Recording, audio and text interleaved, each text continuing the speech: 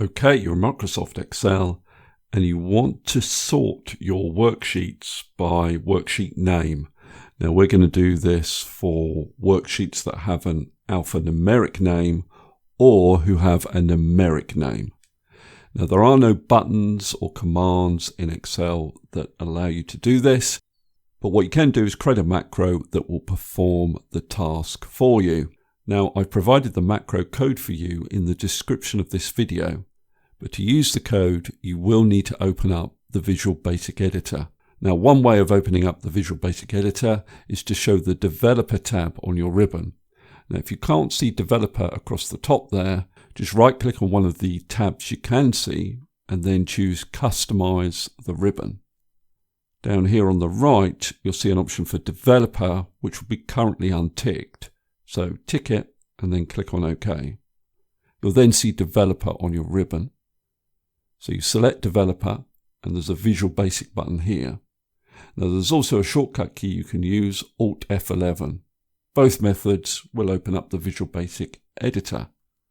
Now you will need to create a module for your code. And to do that just go to Insert and then Module. And that'll create a module down here in the Modules folder. If you can't see it, just expand the Modules folder. Now I've got two modules now, but you'll only need one for this exercise. So with that module selected, what you want to do is click into the code window. If you don't see Option Explicit at the top there, don't worry. And just paste in the code that I provided for you in the description of this video. Now this code actually contains 4 different macros. I'll just get rid of these option explicit statements at the top. The first macro sorts alphanumeric sheet tabs in ascending order. Second one, alphanumeric sheet tabs in descending order. The third one sorts numeric sheet tabs in ascending order. And then the last one, numeric sheet tabs in descending order. Now I'll walk you through the code in this first macro. Now here we're using a for next loop, and the loop will repeat for every sheet in the workbook. You can see there is counting the number of sheets in the workbook. So in this inner loop, we're running an if statement that checks to see whether a sheet name is greater than the sheet name to the right of it. So for example, C is seen as greater than A, and D is seen as greater than B. Now you can see that we're converting the sheet names to uppercase, and we're doing that because by default Excel differentiates between uppercase and lowercase, and it will prioritize uppercase in the sort order. So if this sheet name is greater than the sheet name to the right of it, we want to move it after that sheet name.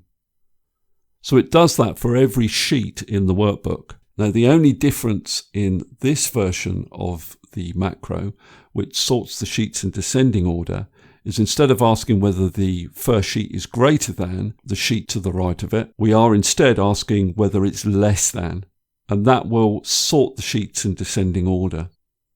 Now for the macros that sort numeric sheet names, we need to convert the sheet names to a value, a numeric value, and we can do that using the val function. So we're using val rather than ucase. So let's show you how these macros work in practice. I'm just going to split the screen. So my workbook has sheet names that are text at the moment. I want to sort them in ascending order. I'm going to try this macro. So I click somewhere in the macro and I press this play button, and you can see it's sorted those sheets in alphabetical order. Could also do this in descending order. Brighton is the last sheet name, through to London being the first. Now I'll quickly change these sheet names to numeric sheet names. And I'm going to use this macro which will sort the sheets in ascending order. So if I press play, you can see that the sheets are indeed sorted in ascending numeric order. This macro will do the opposite, sort them in descending order. Now I'm just going to open the Project Explorer in the Visual Basic Editor, These macros at the moment are stored within a particular workbook, which means this workbook needs to be open for these macros to be available. Now, if you want these macros to be available for all workbooks in Excel, you need to save the macros in the Personal Macro Workbook, which is an invisible workbook that's always open in Excel. Now, if you don't see the Personal Macro Workbook in this list, this is how you make it appear. So in Excel, you need to go to the Developer tab on your ribbon, go to Record Macros, give the macro a name, any name will do, and then make sure in this list you've selected Personal Macro Workbook. Click on OK, then just click in a cell and type hi, for example, and then stop recording. So if you go back to your Visual Basic Editor, you'll now see an entry in the Project Explorer for the Personal Macro Workbook. And you'll see there's at least one module in that project. So what you want to do is go into a module, an existing module, or if you like, create your own module, and paste your code into that module. And that will mean that this code is available for any workbook in Excel. Now I'm going to close down the Visual Basic Editor, and then I'm going to close down Excel. And I don't want to save changes to this workbook, but it will ask me whether I want to save changes to the Personal Macro Workbook, and I'm going to say save. So if I reopen Excel, go to the Visual Basic Editor, you should see that that Personal Macro Workbook is now permanently visible in this Project Explorer. Okay, so our next step is to create some buttons on the ribbon to run these macros. And to do that, all you need to do is right-click on one of the existing tabs and go to Customize the ribbon. Now, in this list at the top left here, what you're going to do is choose Macros, and that will list all the macros that are available in Excel. Now, obviously, these aren't the macros that I've just created, but I can see the macros I've just created down here, and they're all saved within the Personal Macro Workbook. So I'm going to start with this one here, Sort Sheets Ascending. So this is for the alphanumeric sheet tabs. And what I'm going to do is add it somewhere on the ribbon. Now I could add it to an existing tab, for example, the Home tab. And if I was to do that, I would need to create a new group. So I'd select Home and then New Group. And there's my new group, and I could rename it. And I could call it Sort Worksheets. Click on OK. So then what I'm going to do is I'm going to move this macro into this group. So I select it there, and then I click on Add. And you can see it now appears in this group. So you want to change the appearance of the macro on the ribbon. And you can do that by using this Rename button. So down here in the Display Name box, you can change the display name for this button. So I'll call it Alphanum Ascending. And what you can do is choose an icon for it.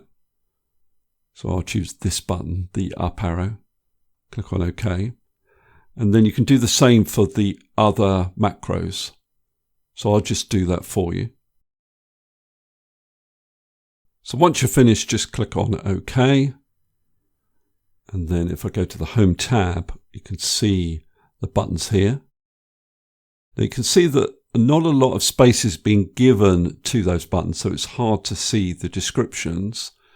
So you may wish to put the macros on a separate tab on the ribbon. Now to do that, I'll go back to Customize the ribbon. And what we can do is create a new tab. So here's my new tab. I'm going to rename it. I'll just call it My Macros. And you can move that tab wherever you like on the ribbon. So I'll move it to the end. And then I can drag this group into my new tab. So if I click on OK and go to My Macros, you can see that these buttons are now easier to read. So I'm going to create some sheets along the bottom here. And let's see if these work. So I want to sort these sheets in ascending order. So I'm going to use this button. And you can see it works. Sort in descending order. That also works. What if they were numeric values? So I'll sort them in ascending order You can see that works, and then descending order. So the great thing is that these buttons will work in whatever workbook you are in. Okay, that's all I wanted to cover in this particular video. Hopefully that's useful. If it is, please give me a thumbs up and subscribe, and I'll see you next video.